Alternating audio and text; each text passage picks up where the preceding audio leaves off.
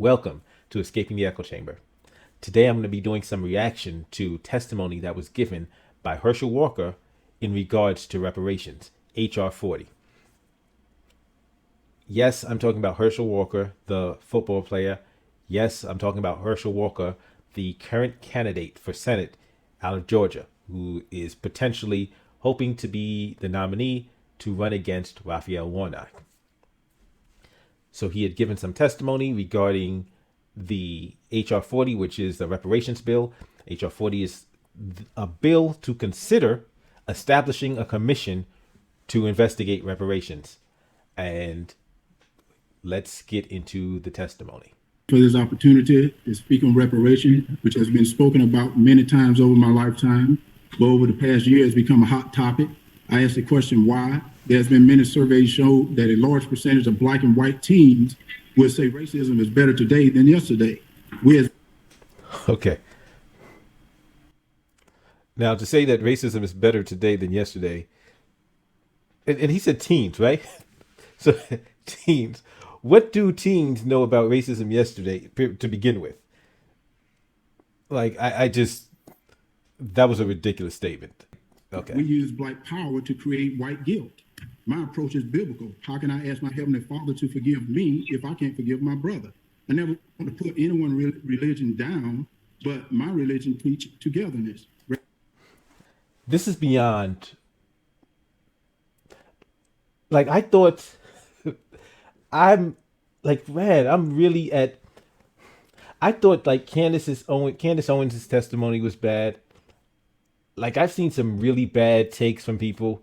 This is horrible. This is horrible.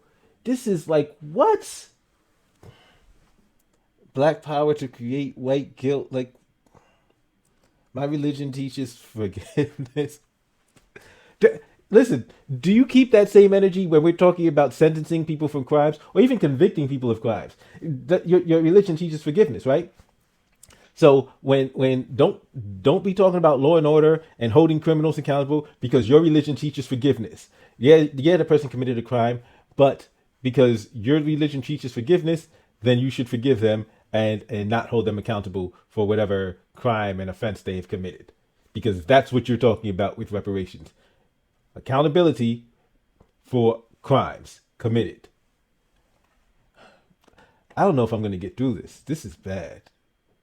Reparation teaches separation. Slavery ended over 130 years ago. How can a father be asked his son to spend prison time for a crime he committed? In the case we speak of, we're researching farther back in history. It's interesting that he goes to a crime analogy, the analogy with crime. And yes, I can understand the point of a father, of a son not having to serve time for the crime the father committed. But in this case, guess who the father is? The United States government. That's the father. That's the person who committed the crime. That's the person, the corporation, the entity, which is still being held responsible, we're seeking to hold that entity responsible for the crimes that entity committed. That's who the father is. The father isn't like this ridiculous nonsense about, oh, well, there's white people here. Like, that has nothing to do. The government, the United States government owes a debt. The United States government committed these crimes against humanity, these atrocities. The United States government must be held responsible.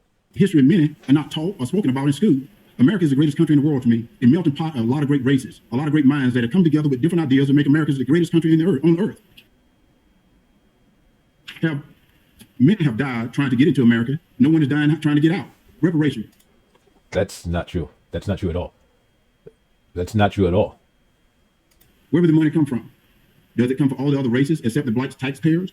Who is black? What percentage of black must you be to receive reparations? Interesting questions. Huh. Maybe there should be a study to figure out an answer to these questions. Oh, wait. That's what this testimony is supposed to be about. A bill to create a commission to study those very questions. Do you go to 23andMe or a DNA test to determine the percentage of blackness? Some American ancestors just came to this country 80 years ago. Their ancestor wasn't even here during slavery. Oh wow, this will require work. We can't do it. This is too hard. Okay, never mind. Like I said, let's keep that same energy when somebody commits murder, and well, we didn't actually see them do it, and yeah, there's blood here, but we would have to we would have to test the DNA to find out whose blood it is. That sounds like work. Oh well. Some black immigrants weren't here during slavery, nor their ancestors. Which is exactly one of the issues that has been raised in we seen raised in California's commission.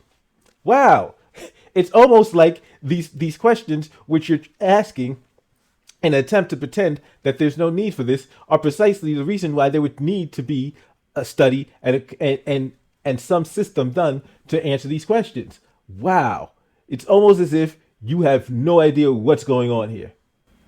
It's because he has no idea what's going on here. Some states didn't even have slavery.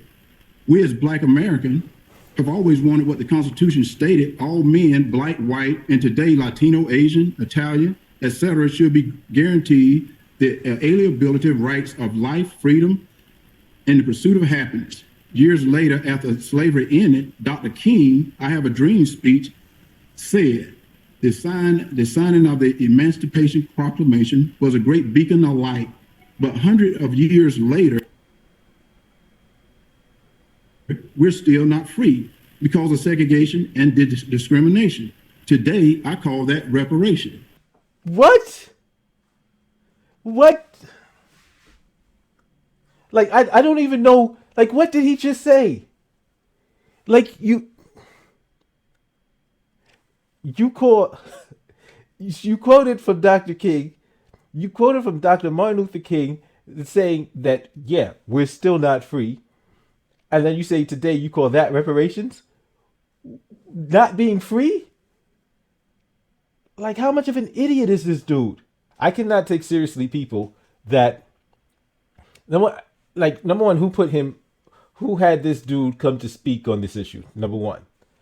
Number two, who made this dude a candidate for Senate, for United States Senate? And number three, who's actually supporting this moron? Like, how can I take these people seriously? Like, how can these people be taken seriously? This dude is a complete and utter idiot. I asked my mom, who is in her mid-80s, her thought on reparation. Her words: I do not believe in reparation. Who is the money going to go to? Has anyone thought about paying the families who lost someone in the Civil War, who fought for their freedom? Your dad and I taught you, speaking of me, to provide for you and your family through a good education and hard work. If you give a man a fish, you feed him a day. You teach him to fish, you feed him a lifetime. If you force him to fish and then take all his fish, you've robbed that man. Reparation is only feeding you for a day. It's removing the sign of for whites only, replacing the sign for no education here. Black America is asking for a hand up, not a handout. Another big question: who is the guilty party? Should we start at the beginning, where African Americans sold the African American ancestors into slavery? Like, this dude, I want to use a word, but listen, this dude is brain damaged. This dude is seriously brain damaged. Like, you're reading it, and either you're reading it poorly, you're clearly, well, you're obviously reading, receive, turning the papers. That is what it is. And either you're reading it poorly, because the whole African Americans sold African Americans to say, what? Okay.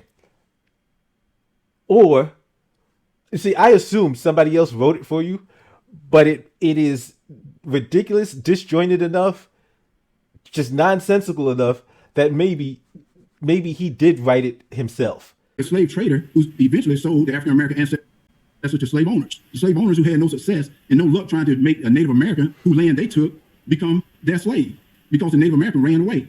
Well, they thought it was fine then to use African American who didn't know the country, didn't know the language, didn't know the religion, and they didn't run away. So I asked, why reparation? Well,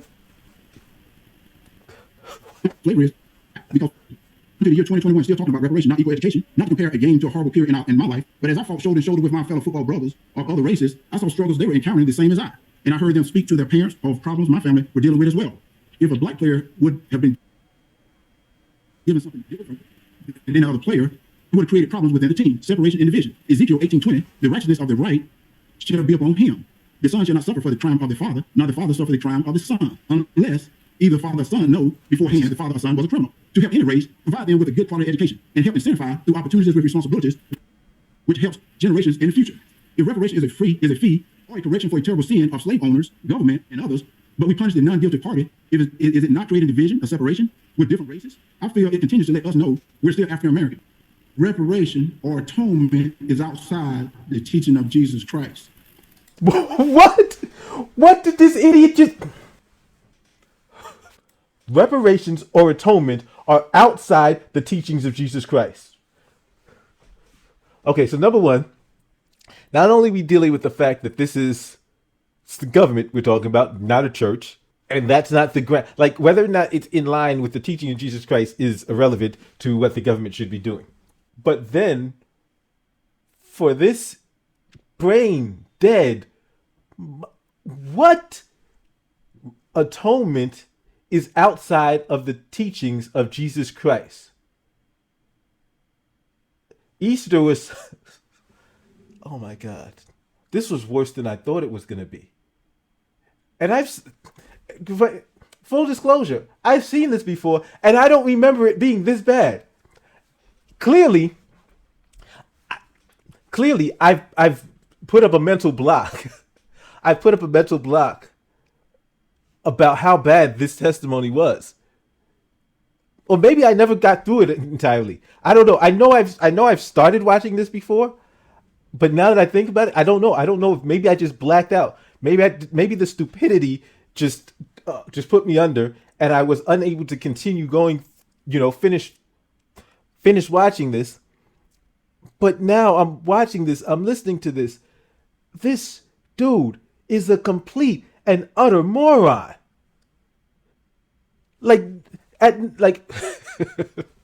Mr. Walker, at no point in your rambling, incoherent response was there anything that could even be considered a rational thought. Everyone in this room is now dumber for having listened to it. I award you no points, and may God have mercy on your soul. Teaching who will not be teaching the word of God. So I speak back. That was painful to watch. And the crazy thing is, okay, so there's a bunch of crazy things, but okay, so we'll get to the craziest thing at the end. But one, this dude, just like I said, rambling, incoherent, nonsensical. See, at least Candace was making points. Candace will make points. You understand what she's saying, but you also understand that there's no logical cohesion between the points. She will contradict herself. Some points she makes will contradict other points she had already made. Like no intellectual consistency.